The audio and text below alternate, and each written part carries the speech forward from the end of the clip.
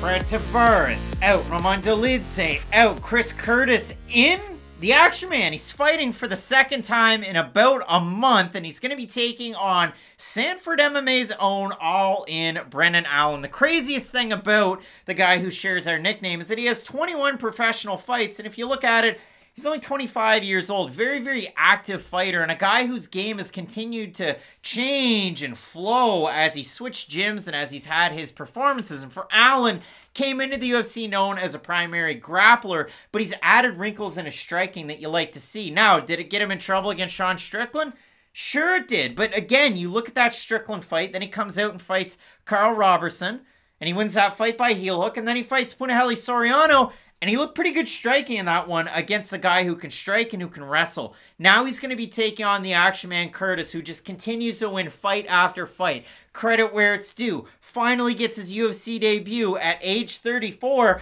Fighting Phil Haas, we wrote him off. Everybody wrote him off. Listen, Cody Saftik didn't, and Clint, Diehard MMA Pod, did not. So kudos to those guys. They got that fight right. Hey, we had Clint on Question Mark Kicks. It's 2 hours before the prelims. You should check it out for a final look at the card on Saturday. But for Chris Curtis, he just kind of did what Chris Curtis always does. He ate a lot of punishment at the start. Phil Haas did the old, ooh, I like that. Ooh, I like that. Look at that.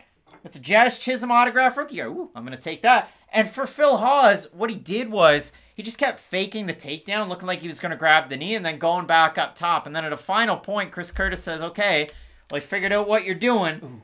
I'm just going to knock you out.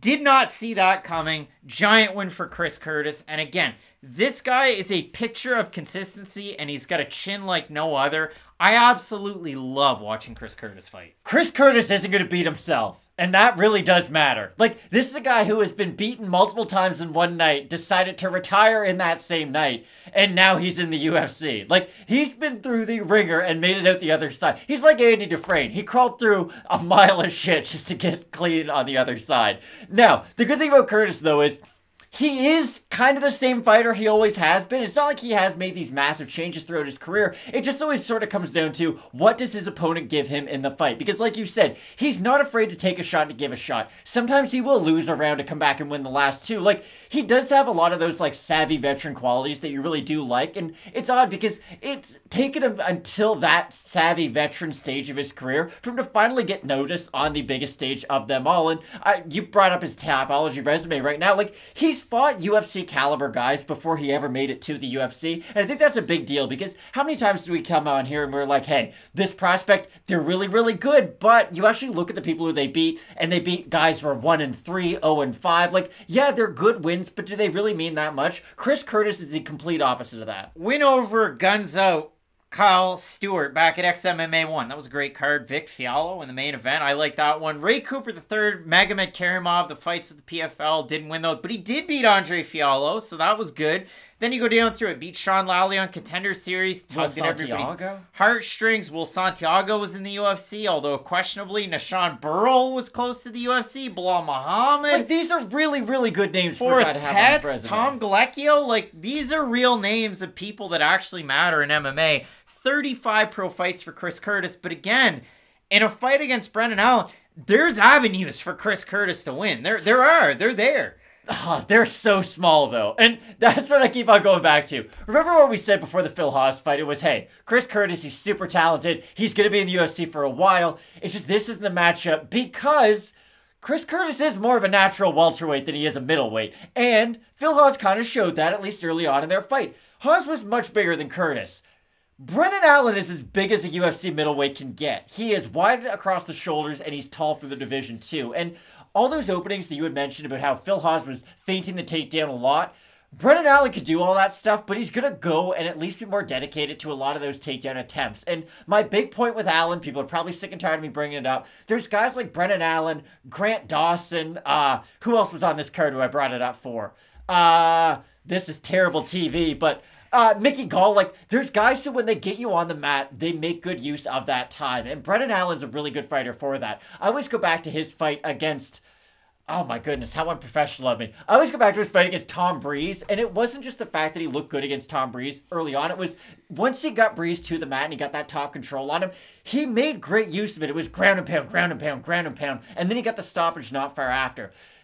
Where Hawes wasn't able to accumulate a lot of damage against Curtis early, even though the openings were there, I think it's going to be the exact opposite for Allen. I think Allen's going to be able to damage him a lot early on in this fight and really impose his size. And the difference between Allen, at least earlier on in his UFC tenure, and the Brendan Allen who's been fighting as of late was he wasn't with Sanford MMA until after that Sean Strickland performance. And I do think he started to show at least some of the striking IQ that you would like to see from that type of a move down to Sanford. Because sometimes people will change gyms and then they all of a sudden take on the new identity of that gym and they forget what got them to the dance in the first place.